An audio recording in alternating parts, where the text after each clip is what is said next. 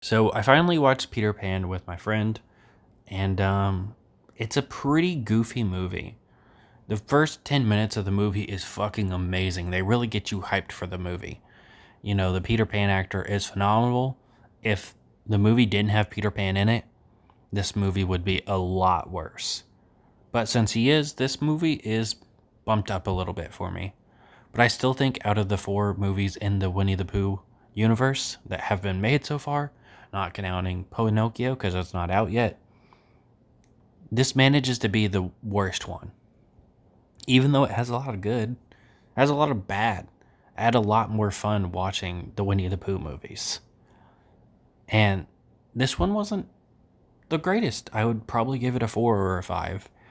Um, they have this goofy thing where Peter Pan, for some reason, has a mask and he just is constantly taking it off because they want to show off the makeup.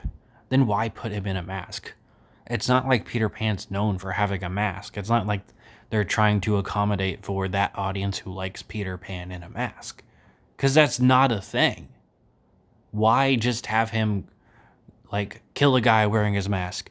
He goes on the bus and he takes his mask off. He's talking to somebody. He takes his mask off and then he puts it back on like a minute later. It's so stupid. I really don't know why they do it. It's not my biggest critique of the movie, but it's goofy. It gets to a point, you know? Um, the Peter Pan actor, once again, does a really good job of being creepy. It does. A lot of the stuff, unfortunately, is pretty predictable because this is supposed to be a messed up version of, Peter Pan. So it's pretty predictable that he's not actually making these kids immortal and keeping them young forever. He's killing them. That's obvious. It's true. It's pretty obvious that, pixie dust isn't going to be a thing. In this movie, it's just like heroin or something. It's some needles that he puts in his arm with tape that has the word pixie dust on it. Um, Tinkerbell in this movie. Tinkerbell is in this movie, and she is a trans person. Um, I do not know if this is a positive representation or not. It is not my place to say since I am not trans, but it's a very different one. Tinkerbell is actually the first ever person Peter Pan kidnapped for however long he's been doing this. We find out he's been doing this since he was 17. We don't know how old he is. The opening scene took place 15 years ago, but he still looked like a grown man back then. So who knows? He could be doing this for like 30 years at this point. Um, Tinkerbell is basically kept captive by Peter Pan lying and telling Tinkerbell, "Well, your family's not going to accept you. They don't think you're a girl." And it's such a cruel way to keep her there. And then she ends up getting killed by Peter Pan. I was really hoping she got to survive because at the end of the day, she was a victim. And she was his very first victim. She's been there forever.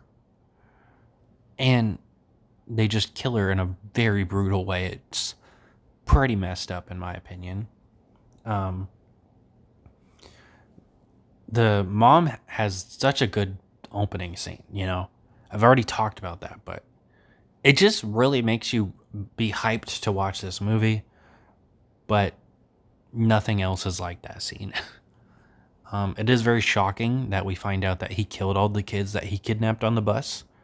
I thought he was just going to bring more kids to Netherland or whatever.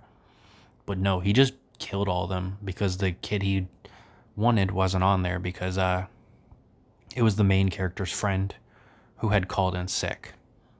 So he got lucky.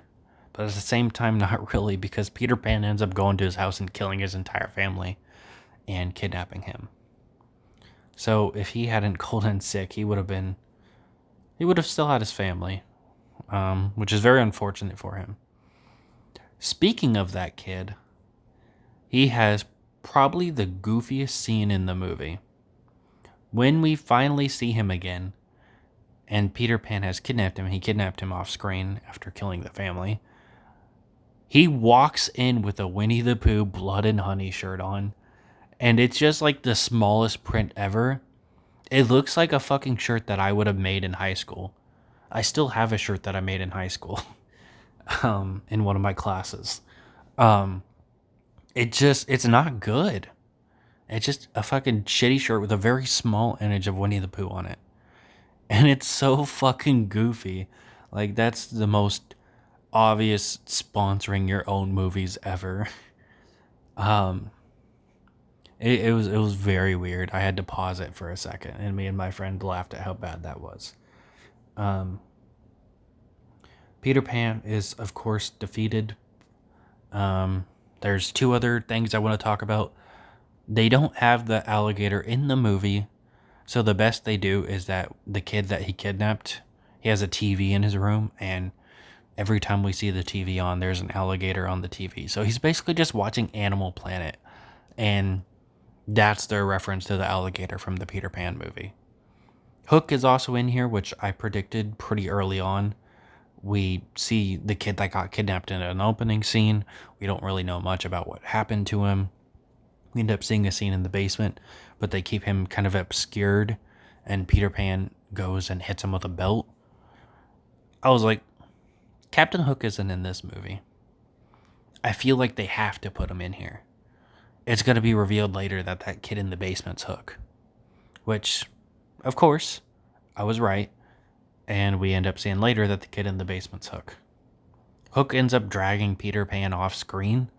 Would have been really cool to see Hook kill Peter, with how disturbing and disgusting and how much of a just straight up piece of shit Peter Pan was in this movie. Yeah, he apparently has childhood trauma. There is no excusing his actions in this movie at all. There is no sympathizing with this character. He is downright evil. But then the movie ends with Peter Pan's character supposedly surviving because he calls the family and he plays some music that he played earlier in the movie. So, I guess they're hinting at a potential Peter Pan sequel, which... no, thank you. No, thank you. This movie was shit. There was good parts, there was bad parts.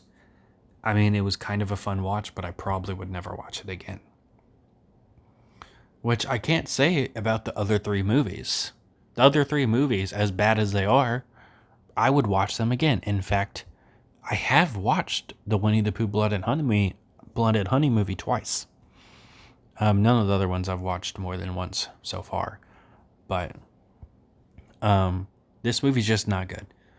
And as of right now, I'd probably rank it with Bambi being number 1, Winnie the Pooh Blood and Honey being 2, the second one being number 2, Winnie the Pooh Blood and Honey 1 being 3, and this one being dead last. Because as good of a actor the actor is for Peter Pan, he just doesn't save the movie. This movie would be a lot worse without him, though. It was a mixture of good and bad. I expected a little bit better.